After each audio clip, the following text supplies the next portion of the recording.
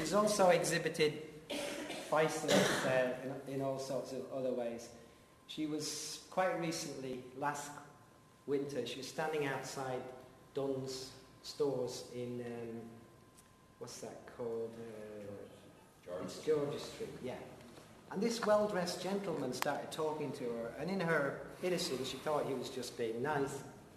And then she twigged and talked about being homeless and not having any money, that actually he wasn't just talking to a little old lady in order to be nice.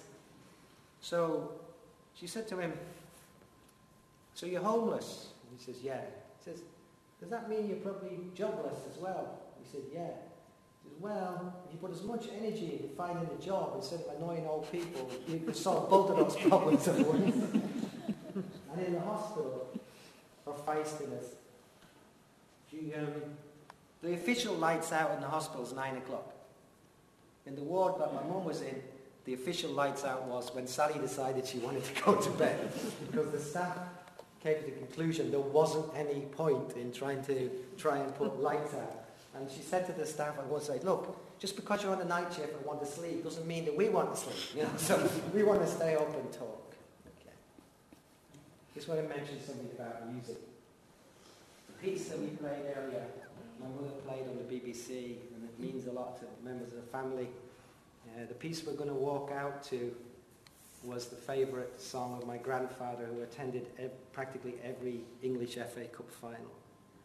And in that sense, it's representing that generation. And Anna, my third daughter here, is who my mum hopes would fulfill the promise that I so badly neglected in terms of musical capability.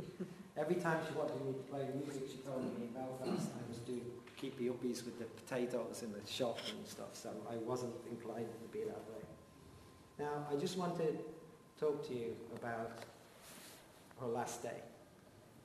Her last day was an incredibly lovely day, and we had morning, afternoon and evening together.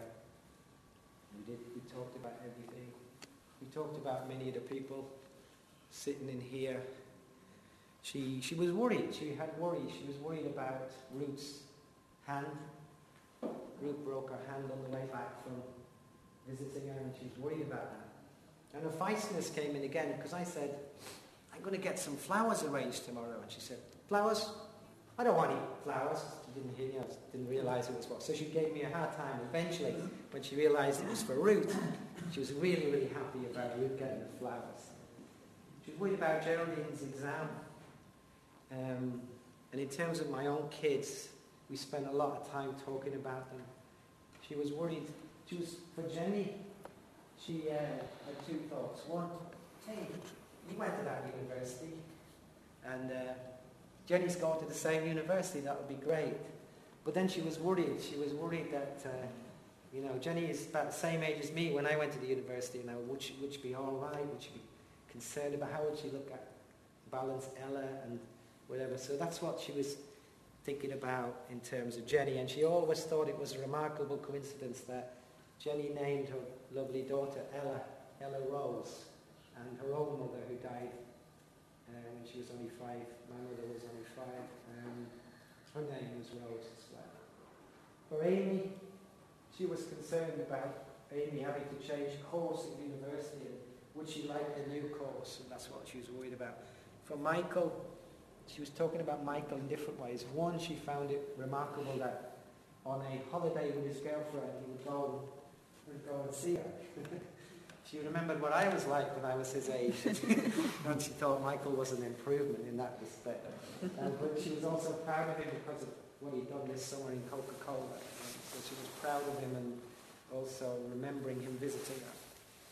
And Anna, she was concerned about Anna in terms of new school, new environment, and also a big development, first boyfriend. So we had a lot of chat about that. And Danny, she always talks about Danny. She prays for Danny every night. And she said to me, "You've got to encourage him, Fran. You've got to be there for him." And Danny, she always talked about, she believed that she always tried to encourage you, little man. Always. Okay.